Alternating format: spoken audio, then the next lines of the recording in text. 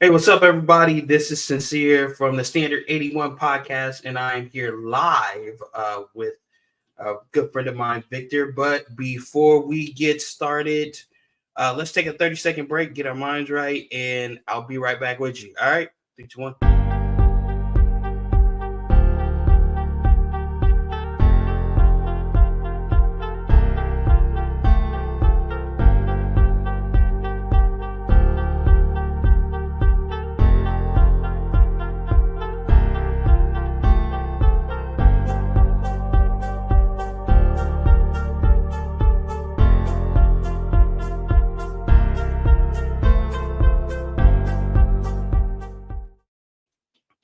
Hey, what's up, everybody? We're back. Get that lighting right. What's it better out here? I should probably just move in a little. Yeah, there we go. Better. All right, so we're back. I'm in a little different area than I would usually be, but I'm back here with my good friend Victor. Victor, say hello to everybody. How you guys doing? All right, perfect. So what I'm going to do today is just basically be talking to you about what your life is like, and then the stuff that I usually talk to everybody about, which is relationships, dating, social issues, stuff like that. So let's just begin with, tell us a little bit about yourself, Vic. Tell us what's going on with your life.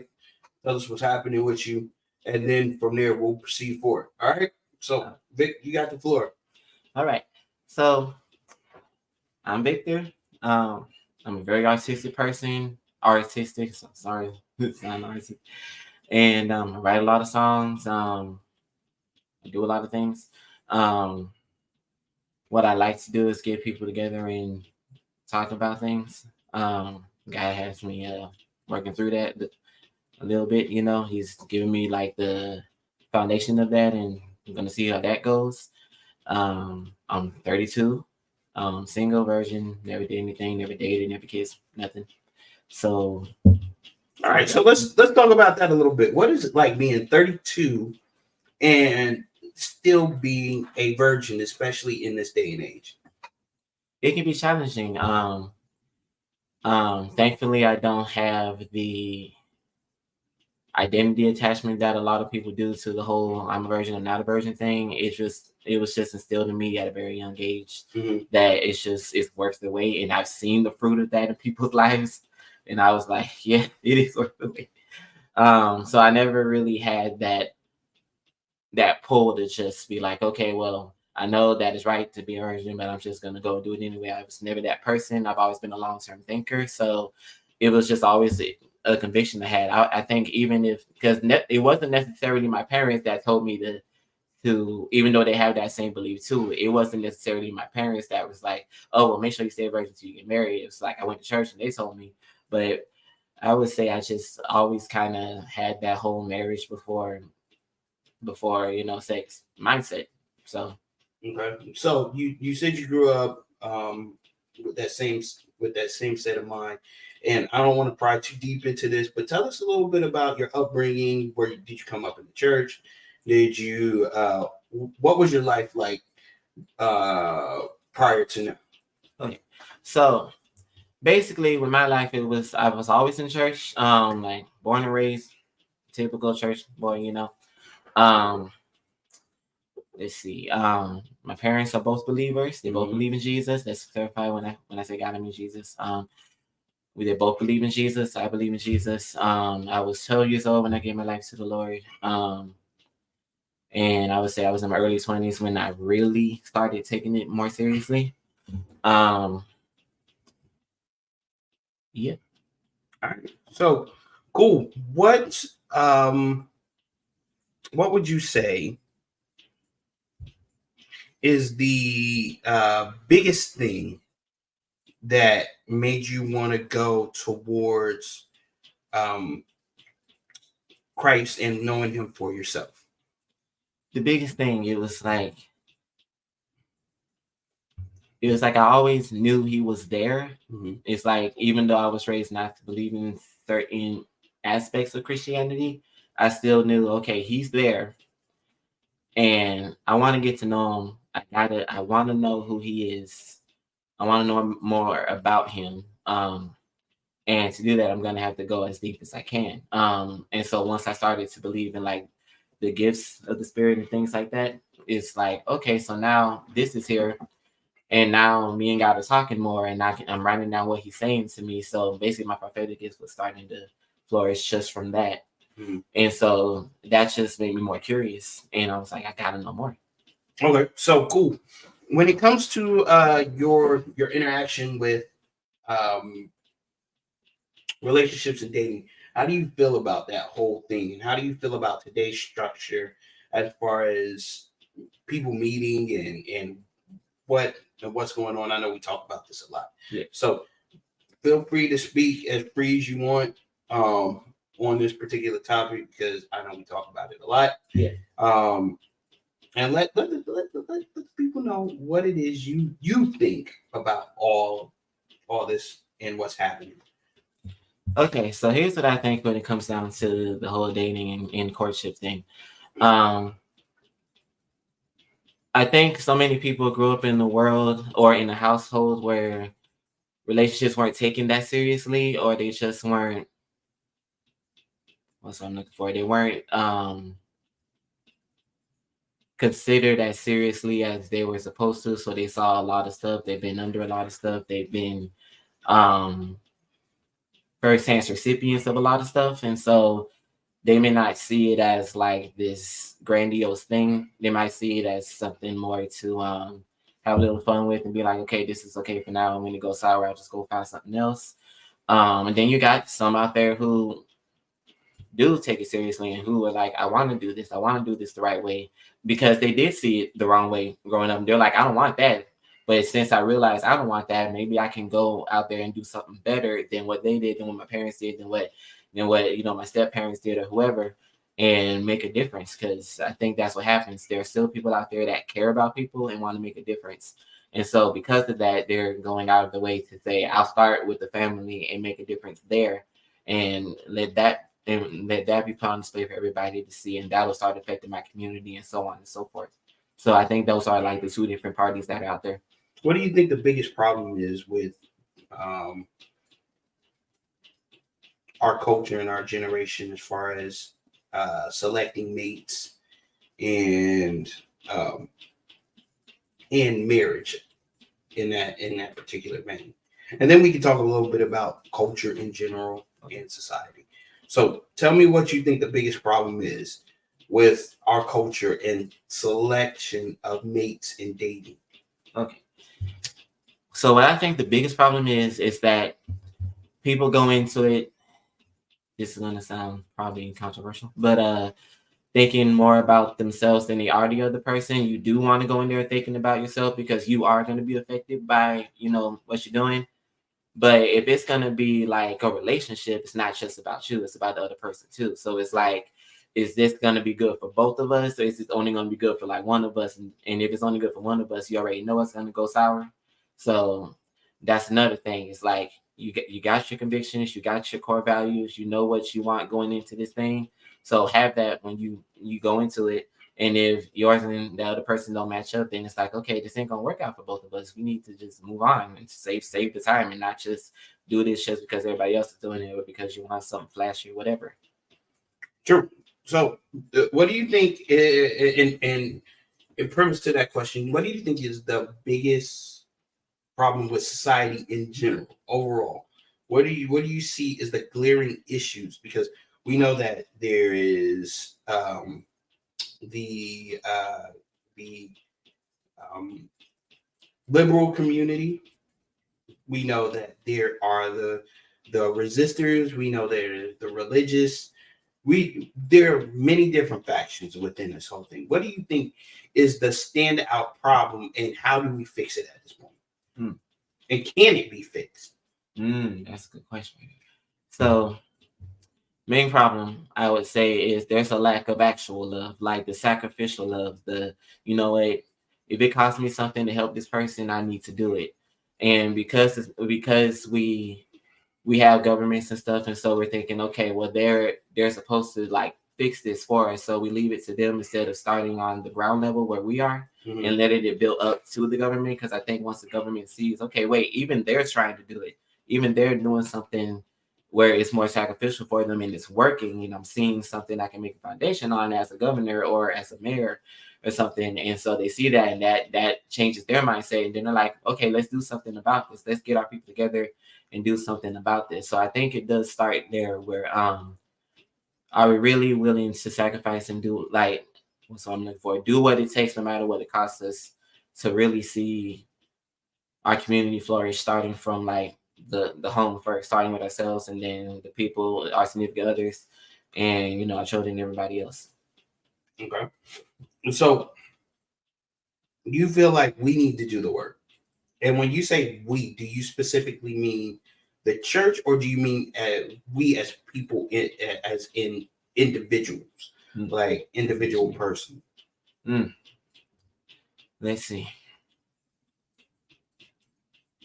Crazy enough, I'm actually going to say both. Like normally I would just say the church first because we know Jesus is the answer. We know a cliche saying, but for real, because everything, even with things that people do out there that work that they don't attribute Christ to, if you go back and look, they really did get that from like the Word of God. They got that from there, and those principles are solid because they're coming from the real truth. So it's standing and it's working.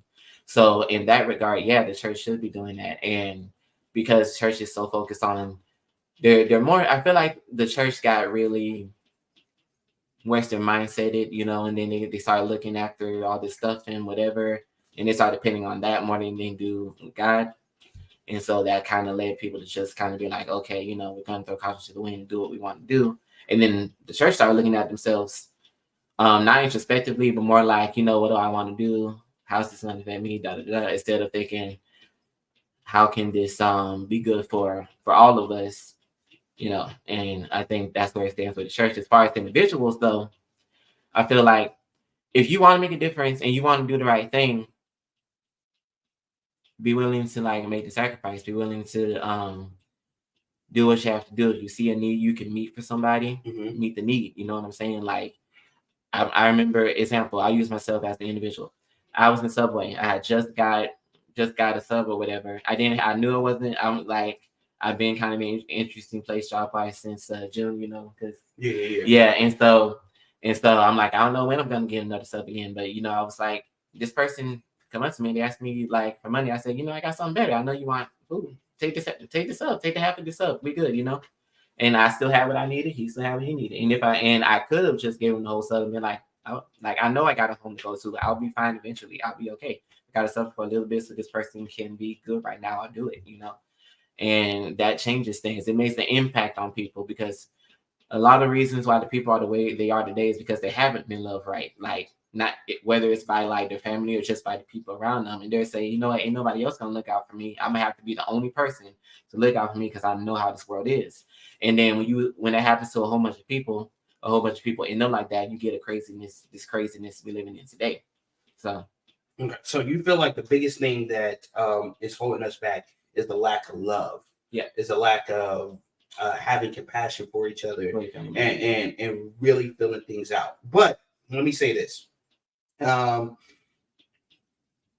Is there a difference between the type of love that we talk about as believers, as Christians, and the type of love that everybody else outside of our community says we should be giving?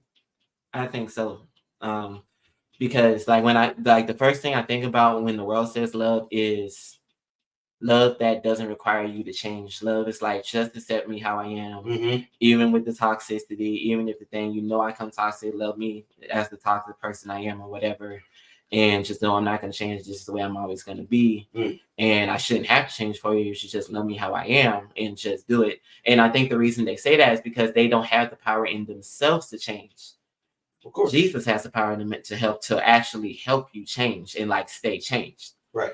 But if you're not looking to that and you're still trying to do it in your own strength, I feel like, of course, you're going to come to that conclusion because it's like, what else are you going to do? Like, literally, what else are you going to do? And so the difference between that, and when the love that God talks about is that Jesus talks about is the love that Jesus has for you is it's gonna be interesting because I feel like it's gonna be an interesting question. Go ahead. It's unconditional. Right. Unconditional meaning I love you with all your scars, but because I love you and I love the next person next to you and everything else, I care about what you do. I care about how that's going to affect them in the short term and long term. The short term field and the long term field. Mm-hmm.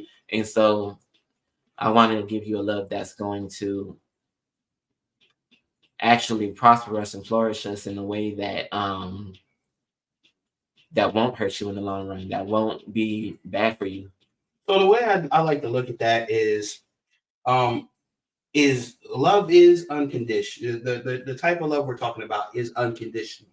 It is something that is not necessarily requiring you to change, but because you realize you're getting something that you don't deserve, and somebody really loves you like that, you want to change. Yeah.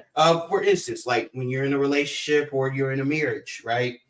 You don't intend to want to hurt that person and continuing to hurt that person. If you always hurting somebody when you're in a relationship, that's not showing you love them. That's actually showing the opposite. That's actually showing you dislike them. So in a funny sort of aspect, in studying relationship for me, it's showing me a lot about how we should love people as Christians. Yeah, we accept the fact that they're flawed by nature. Yeah.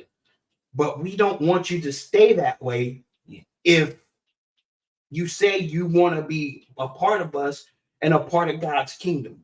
Yes. Because you wouldn't want the person you're in love with to do the same. Exactly. So, having said that, what are some key things that you like to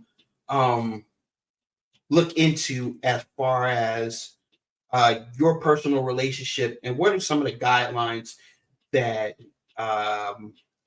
really affect your life moving forward and as you've been living? Okay, so we're gonna kind of like cut that question in half, I guess.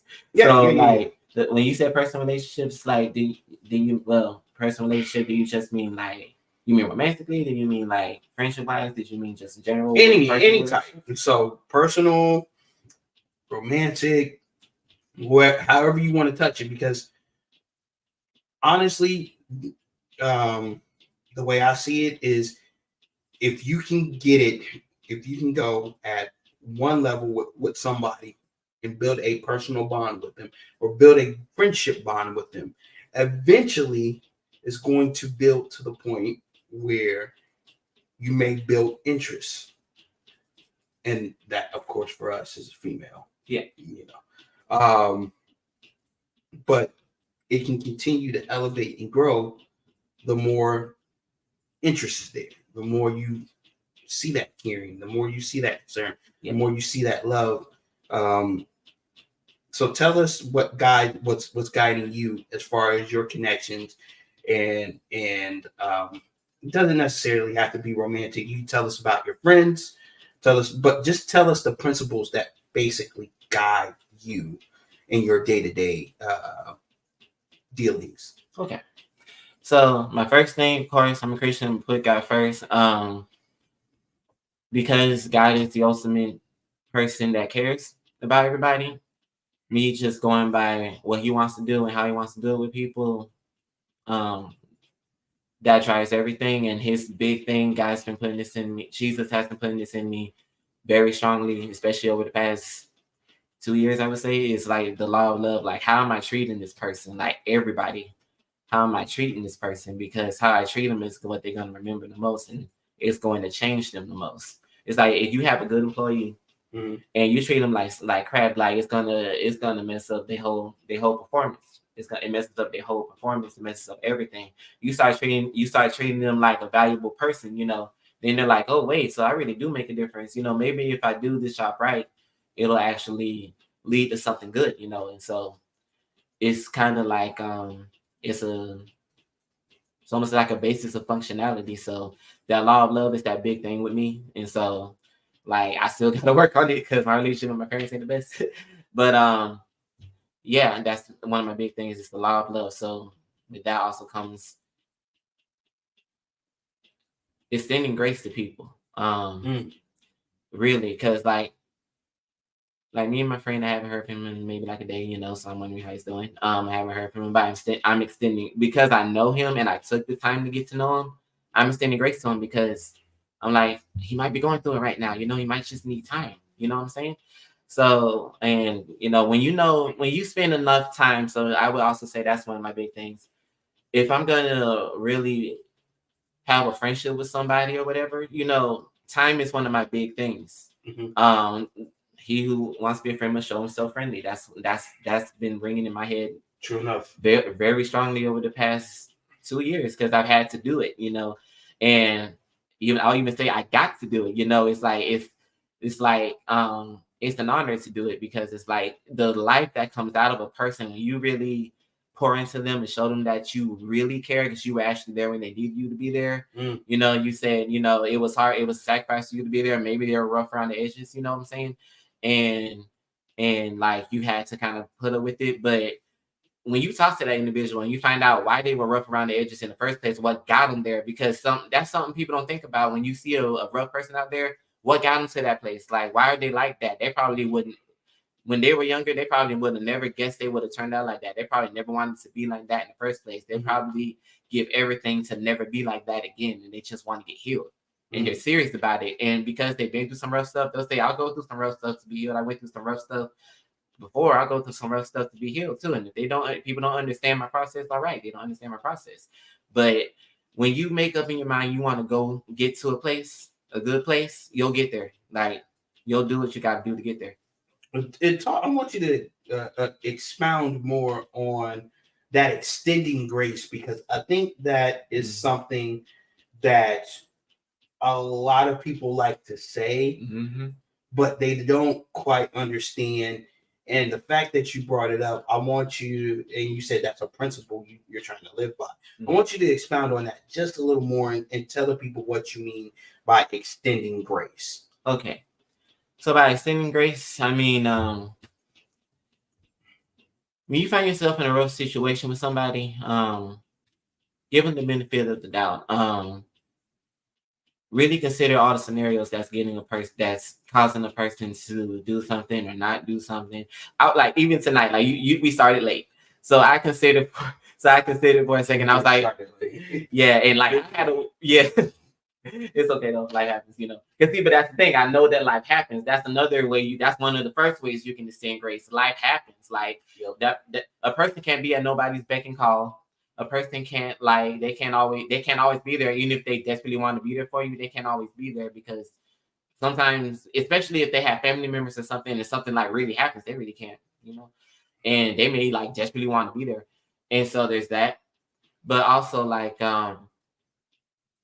I used to as an example, like he was out walking Astro. So I think you're walking Astro. Yeah. And so I was like, and so I got the and like I had called Keith and I wasn't able to reach him. I texted him, I wasn't able to hear from him. I'm like, okay, what's going on? So I was like, okay, I'll just show up when I need to show up, to work out. So I showed up before 7. His dad said, okay, I'll try to reach out to Keith, find out what's going on. And then I stood out there from before 7 to like 7:15. I'm like, maybe I should go home.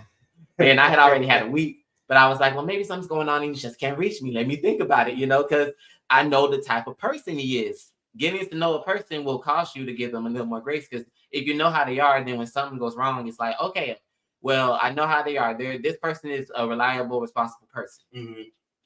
Or they're making steps to, and I can see the fruit of it. You know what I'm saying? And so it's like, I'm going to give them the benefit of the doubt because I know how they are. They wouldn't normally do this to me. Like, they wouldn't normally do this. So, okay, maybe something's going on and it just can't reach me right now or something else. So do you feel like there's a certain point where there's an extension of too much extending of grace? Yes, And when do you know when you're extending too much grace versus not giving enough? that's a good question. So, and I thought about this. So, I think when you're extending too much grace, when now this is where it gets tricky because of the whole time period part. But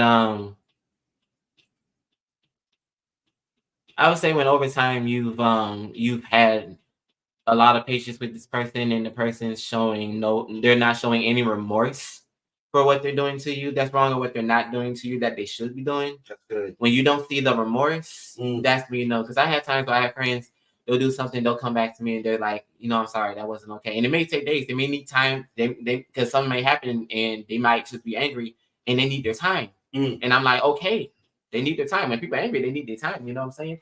And so once that's happened and it's like, okay, and I think I've had times with friends where maybe it's been a week, maybe it's been more than that. I haven't heard from them. But because we established in our friendship that it's work, that we've seen the things in our friendship, the good things in our friendship that are worth fighting for. It's like I'll wait, I'll wait because I know this person. I've seen this person really say, I'm a human being, I have faults, and I need to be able to apologize to people when I do something wrong. And they even told me, like, they're like, it's not always okay. Like, I know you're saying it's okay, but it's not okay. I shouldn't do that to you, and you're right.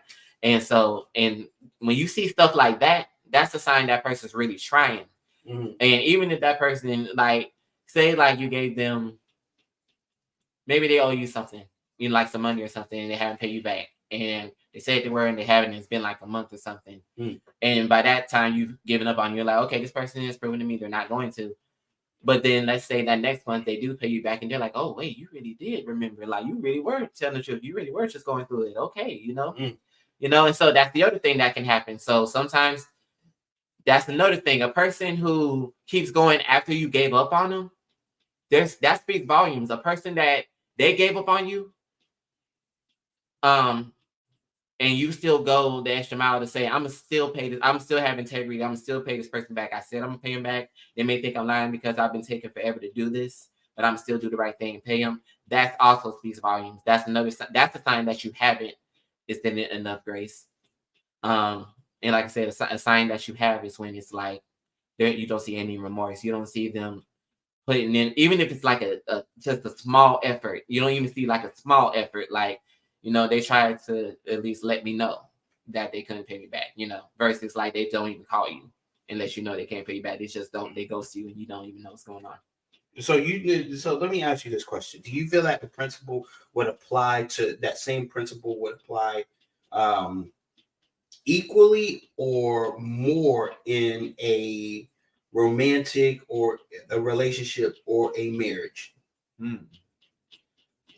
I think so, because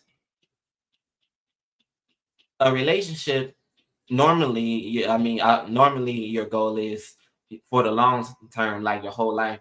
That's normally your goal. Of course, in the marriage, hopefully that's your goal in the marriage. Otherwise, why you get married?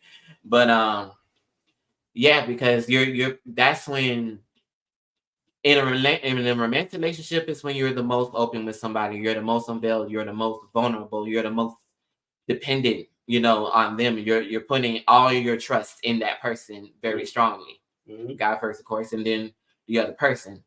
And so, like, that's when it's like you give them the power. You give them the gun and the bullets, and you give them the power to shoot you, and you're trusting they're not going to shoot you, basically, because you're open with this person. And so, if anything, that's where you need to. That's definitely on a human relationship level. That's where you got to have the most. You gotta have the most integrity. You gotta have the most trust. They have to have proven to you throughout your pursuing after them that that you can trust them. Okay, so let's put this to the test. Should you extend grace because you said put the bullets in the gun and hope they don't shoot you?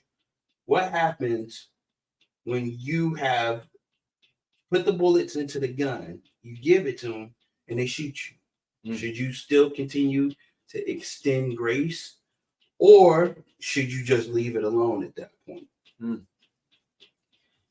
Kind of twofold. So what's coming to me as just as you say that is like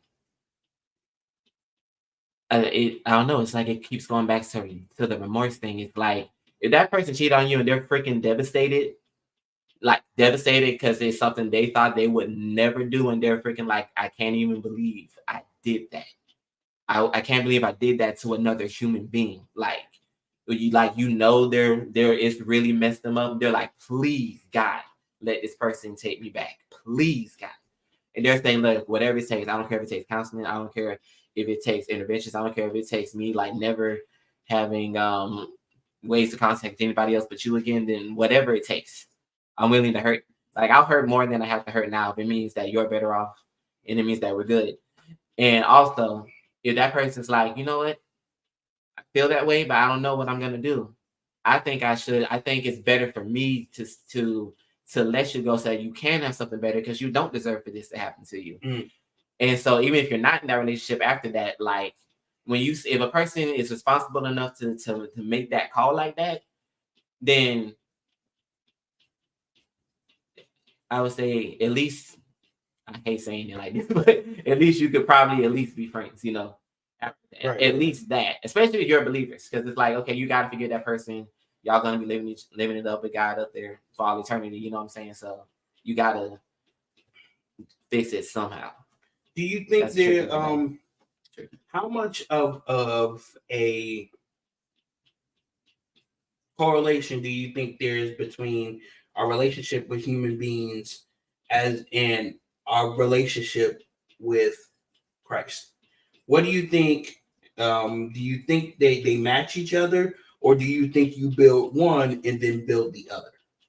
I would say it starts by building your relationship with God first, because all the love I've been talking about, that's the only place you're gonna get it is Jesus. He's the only person that has that much love for you, that you being around that, like, be careful the company you keep. If God is the company you keep, you're gonna change.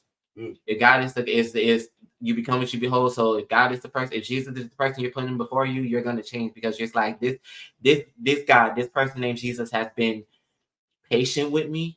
He could have killed me a long time ago for all the stuff I did, no matter how small it is, the stuff I've done and the way I treated people and the unforgiveness I've held. He could have killed me, but he still talks to me. First of all, he still talks to me like a person. I've done things that have pissed him off. And he's like, I'm still talking to you like a person. I know you have unforgiveness and I shouldn't be hearing your prayers, but I'm still gonna hear your prayers. I'm still gonna give you prophetic words. I'm still going to love on you, and still when you ask me questions, I'm still going to answer them. I'm still going to make sure you're provided for, even though you're not working. Like, when you come across a person that's like that, it's like it's stupid love to us. Like, in humans, in logical terms, we would think that's stupid for anybody to do that, but they do that to you and you change. You're like, that just makes you want to be a better person. That just makes me want to show this love to everybody else, to make sure everybody knows this love, because it's so different than anything else I've experienced. It's like it's so crazy. I just gotta tell somebody. It's almost like this is a poor example, but like when you've seen somebody who's put off the craziest performance of like, it's like a mind-blowing performance, you're like, this is so crazy, they gotta tell somebody about this. It's like when you see something good, you gotta tell people about it. And right. Once they experience, they gotta tell people about it, and they want to be around it all the time. And that type of encounter with someone that changes you. My encounter with a friend of mine out there, who's I hope he's watching, like, that changed everything. That, like, his walk with God changed my walk with God, because he was like, because God has extended so much grace to this person, that this person's like, I don't like that I'm falling, but I see that God understands that and he's helping me out. And he's still telling me to show up. He still told me to show up when it was crazy. And actually, that's actually something God told me to do this year. He's like, even though you're still going through this, even though you're still struggling with this, even though you're still in the bondage of this, show up and still come after me with everything you got. I will help you, because I understand how you got here. I understand that you don't want it anymore, and that you've been praying since you were however old for me to take this away. I get it. I really get it. I was a human being on this earth. I get it. I don't like that you have to struggle to get stronger. I don't like that it happens. I get it, but I don't like it. And I know you don't either. And since I know you better than you know yourself, I'm gonna help you. When you encounter that changes things. And so, yeah, that's what I would say with that. So despite your struggles, despite the things that you've gone through, and you can go into that if you would like, the things that you've gone through, that you still need to show up.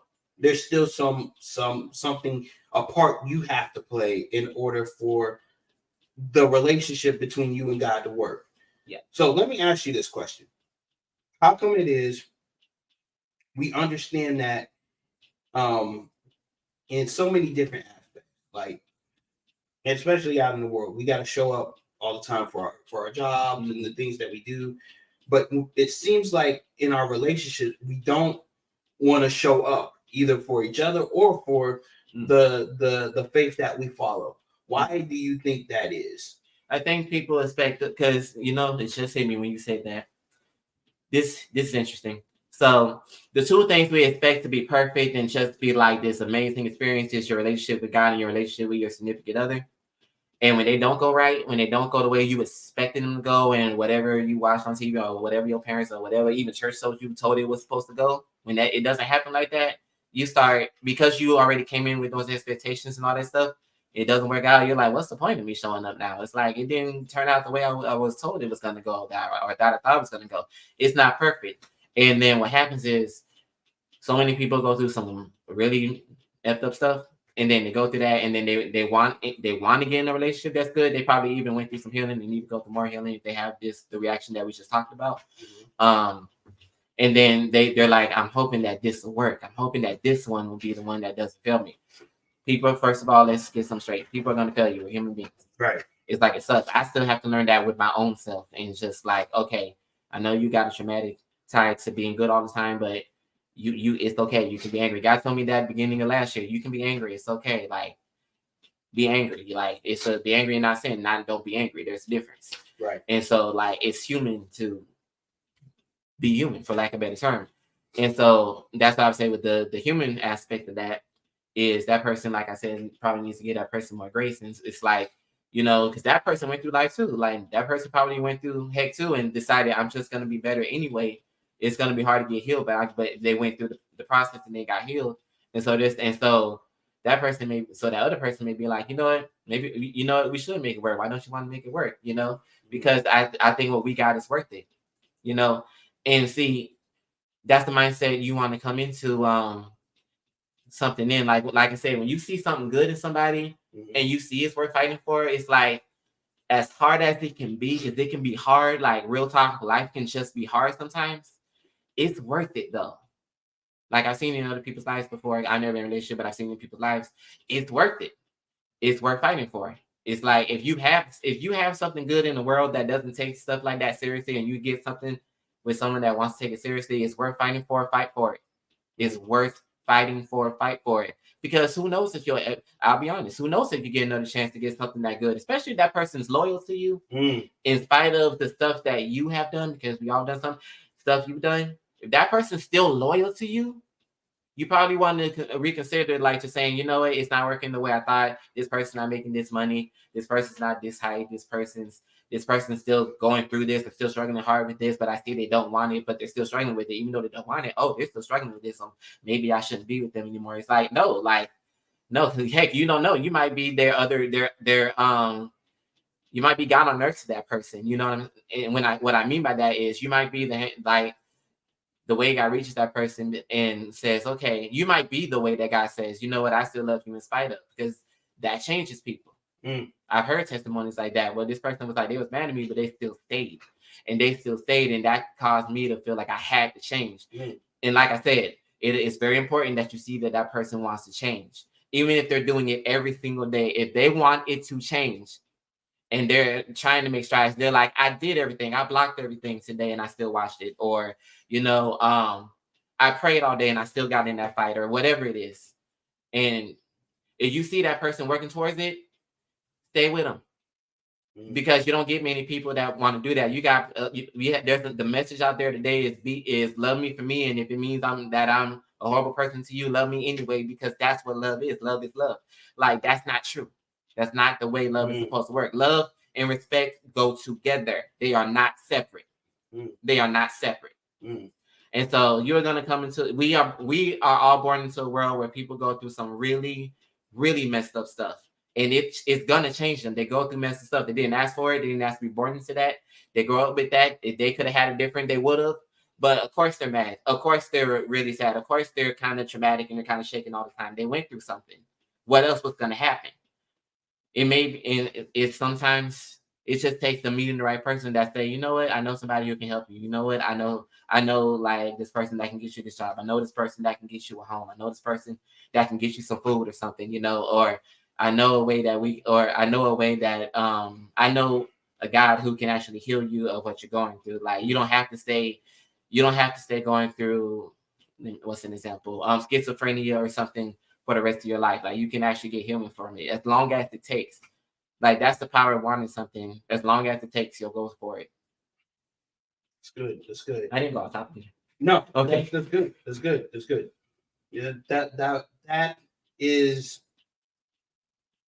um a good way of telling people there's going to be some struggle with it because the big thing I hear out there is I don't want struggle love, I don't want struggle. Well, here's the thing. Here's the way I see it. Life is a struggle. Life is a process. And if anything that's a process is going to have parts that you don't like, parts that are going to be difficult, but the thing is, if you give up on it, you're never going to see what the results are. Mm-hmm.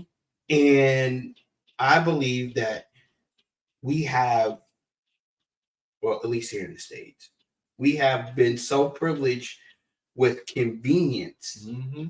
and getting things in an instant that we forget the process of everything. Yeah. We want things already made. We want to come in and have it done. Mm-hmm. When everything throughout the course of history has shown us that life is not like that. Yeah. Anything that's worth doing is got to be taken step by step. And I'm not saying, I would never say that at some point there's not a reason to say, okay, I'm done. I'll wash my hands of it. Mm-hmm. But I think a lot more times than enough, people give up too early. Yeah. Now, when you know something is, like you said earlier, when you know something is not good for you, just Mm-hmm. you just get away from it, But a lot of times, I think we say, oh, this is not going the way I thought it was supposed to go, or how I imagined it. Mm-hmm. How you pictured it, Yeah, and we just, all right, I'm done. I'm done with this. But having said that, tell us a little bit about what your goals are for this year. Because I know I've told them in Monday Memoirs, which is something I do on Monday. Check that out on Monday. Even though it's Martin Luther King Day, I will be doing Monday Memoirs. Tell us a little bit about what your goals are for this year personally. You don't have to go into vivid details and tell us the ins and outs, but tell us what your goals are and how you plan on executing, and have you achieved some of the goals that you wanted to achieve last year? Yeah. So my goals for this year, very simple. It's basically like two things. So it's stand by the conviction. God is like the convictions that I have, because I have some convictions that not every Christian has, but I have them because God was like, I'm gonna show you this, and I was like, okay, you right, okay. And so I got some convictions that could ostracize me a little bit. People be like, are you sure? And I'm like, yeah, I'm pretty sure. And God's like, stand on it anyway, because it's like I noticed some things in the Bible when it comes down to prophets. A lot of times when prophets speak, everybody's like, you crazy. And I'm like, oh dang, this is literally what's happening to me, And so there's that. Just standing by, convictions I have, and staying in the word so that I can show like why I have those convictions and everything and why I stand by that. And so I can study to show myself approved, when people have a question, it says when people have a question, be ready to give them an answer. And I'm like, I want to do that. I want to be better at doing that for everything I believe. Like, no matter what it is, I want to be able to say, no, this is why I believe that, and be able to stand my ground, because that's something I think we should all be able to do. Mm-hmm. And then the second one is not only for me, but for a lot of people out there, because like I said, like I don't know if I did say it, like God has me doing this thing with this thing. I just call it the brotherhood for short. where we're kind of like getting guys together, and we're gonna do basically that first goal I said is like we're gonna find out why we believe what we believe, and we're gonna be able to talk to each other about it and reason with each other, like it says, and I forgot that verse that Harvey said. And we're gonna find out why we believe it, and it's gonna help all of us, right, to really stand on what we believe. It's gonna help us have a little more clear vision, because I think that happens. Let me know if I'm talking to me. good. Okay. Good. Because it happens. I think what happens is we get so wrapped up in that. I think that's also why a lot of people don't read the Bible, because they're like, well, what if I think this? And we start thinking too much. We overthink. And then we're like, well, I know I don't know why I believe this, and I don't know what I'm going to say about this. And then we don't get engaged. Because I'm telling you, when you get in that word and he gives you revelations of it, and he starts bringing clarity to stuff, it's a whole lot different than just reading it and then it feels like a textbook. It's like you read it with God, and then you start understanding stuff. And so yeah, that's basically what I want to do, is get us to a place where we're going upstream, as I always say. We're going upstream. We're going against the current of everything that's pushing against us, that's trying to stop us, that's trying to keep us from where we're supposed to be going, where we need to go, and where we want to go. And get there. Say, okay, keep swimming. Bloop bloop. That's what I always say. So that's my saying. So that's actually what I want to do. I want not only help me get there, I want to help others get there. Like me and two of my friends who I hope are watching are that's, I think, what I want to help all of us do that, and I want to help others do that too, because I think that's one of the things that happen. I think that's why so many people procrastinate and we don't plan and stuff, because we see the obstacles that are against us and then we let it stop us, because, and it goes right back to the love thing. Sometimes it's because we don't feel like anyone's really going to understand. Like, we don't feel like anybody's really going to be like, hey, I'll help you. I don't understand, but I know it's for a good cause. I know it's for the right reason. Let me help you, because I already know your character. Goes back to that too. I already know how you are. I know you take God seriously. I know you take the right thing seriously. So of course I'm going to help you, even if I don't understand it. And I'm not just going to say, well, I believe this, or I was told this. I'm going to go back to God and check and see how he feels about it, and say, okay, God, if you're on the same page, what reason do I have to defy you? Let me help this person. You know what I'm saying? Like, what this person doing is actually going to help people. It's not just gonna keep the Western businessy, churchy mindset going. It's gonna actually do something God wants to do, which is love on people and actually see them get healed and get helped and make things better. Like, that's been my big thing, especially over time. Like I said, my friendship with a friend of mine, it changed everything. Like, it really did. It was like you get a brother and it changes everything. It's amazing. And that's just one friendship. If that's one friendship, imagine a relationship. Imagine people in a romantic relationship and what that can do when they have that same approach towards each other, and they have that goal, that they're on the same page about something, about actually wanting to see people get better, wanting to see people get healed, wanting to see people get freed from stuff. That changes people. That changes the community. It starts with that one relationship, whatever type of relationship it is. It starts with that, and it expounds and it expands. That's how you get places. You stop being selfish. You start being selfless. You love on people, and that starts changing stuff. I've said that so many times on this particular podcast, because I've said it over and over and over and over and over and over and over and over again. You have to be selfless. The more selfish you are, the less you can expect. The more considerate and respectful you are, the more you can expect things. Because people don't care a lot about what people say. Yeah, they care about what people do. And then after they see what people are doing, then they start caring about what you say. Now, unfortunately for you guys, y'all don't actually get to see. Y'all don't actually get to experience me in this particular vein.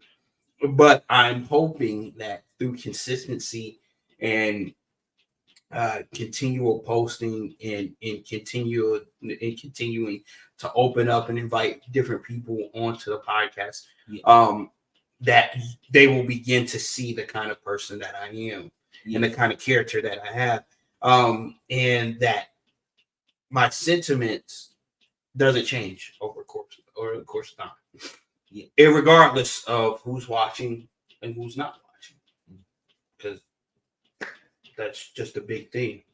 Having said that, I don't want to keep us too much longer, because we've been here for almost an hour. Don't even feel like it. Don't. It's quick. Feel like 10 minutes. It don't. You're better. So having said that, what is the final thing you want to say to everybody? And what are some of the things that you want to get out there, tell people about, and we'll wrap it up. Okay. So, because even before you asked that question, I was like, there's something I gotta say. Because this came to me. Get to know people, even if they're like insanely different from you, and you're like, why would I even approach this person? Like, they kind of, maybe they rough around the edges or whatever. Get to know them. Like, when a person is known, it changes them. It's like when a person actually took the time to ask you, like, how you doing, and like, why do you do the things you do? Like, what was life like for you? That actually changes them, because they're like, wait, this person asked me the real deal questions. They like, and they don't know that they're trying to sell me nothing or whatever, or just like, or trying to preach at me or something. They actually care about me as a person. When a person is cared about as a person, and they're free to actually be a person, and they start, that opens up the door for them to actually get better and actually have hope to get better, and not give up, and heaven forbid in their life or something crazy. And then they start treating people different because they were treated different. And even if you do have different beliefs, and even if you're Christians with different beliefs or something, the best thing you can do, that you and the other person can do, is give each other grace for your differences and your different beliefs, and say, you know what, I don't know everything, and this person don't know everything. So let's talk about it. Let's figure out why we believe what we believe, why this person believes what they believe. Maybe they're right and I'm wrong, and that changes things. That opens up doors for God to be able to say, you know what, this person just opened up a door for me to show them something that I've been wanting to show them, but they weren't open to it before. But now that they're open and they're listening and they're willing to check and even go back and ask me if they're wrong, I'm going to show them something, and I'm going to set them back on the right path in this area they had no idea that they were on the wrong pathway. Perfect. Well, Victor, it has been an honor and a pleasure sitting here talking with you. And honestly, these are the conversations I have conversations with people like this all the time. Me and Victor talk like this all the time. So you guys are just seeing it over the internet. That's the only difference. And he's looking into the camera, and I'm trying to look into the camera as well. Yeah, to a certain extent. But that is it for tonight. Guys, check me out over there on Instagram. That's Sincere the Artist. I got some stuff up there, as you all already know. And check me out on TikTok as well, at the Standard 81 Podcast. You'll see those clips there. They're absolutely amazing. And I will be back again on Monday for Monday Memoirs. It'll be MLK Day, so we'll probably be talking about him a little bit. Anything you want to say before we get out of here, Victor? Talk to people. It changes things. Like, talk to people. Open up about your stuff, because some of y'all, I don't know nothing about nobody out there. I'm just saying, I know some of y'all haven't opened up because y'all been through some stuff.